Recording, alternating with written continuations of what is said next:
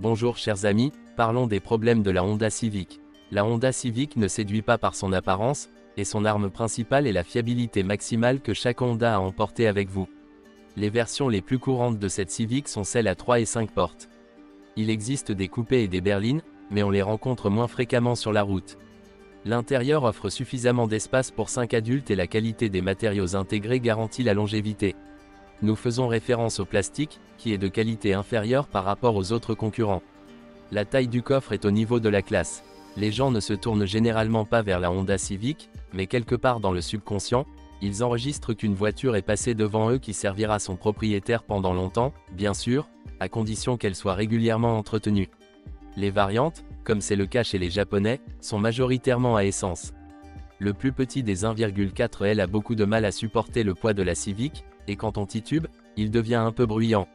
Sinon, les moteurs de Honda utilisent injection de carburant de technologie VTEC qui offre de bonnes performances uniquement à un régime plus élevé.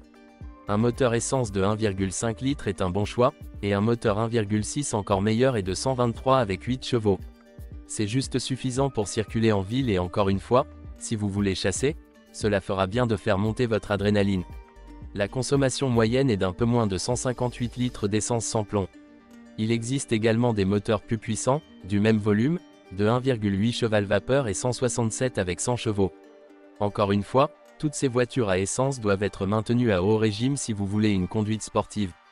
La Civic dispose également d'un moteur diesel 2,0 turbo, mais ces modèles sont très rares et doivent être évités car ils sont bruyants et les performances ne sont pas très élevées. Entretenir une Honda n'est pas du tout bon marché par rapport à ses concurrents, mais la chance est qu'il n'y a pas grand-chose qui puisse mal se passer. Lors de l'achat d'une Honda Civic, faites attention au dernier pot qui sait fuir à l'avance et vérifiez que le propriétaire change régulièrement la courroie de transmission, environ 100 000 km. Vérifiez également le silencieux arrière, car s'il n'est pas entretenu, il peut nuire à la tenue de route par ailleurs excellente de la Civic.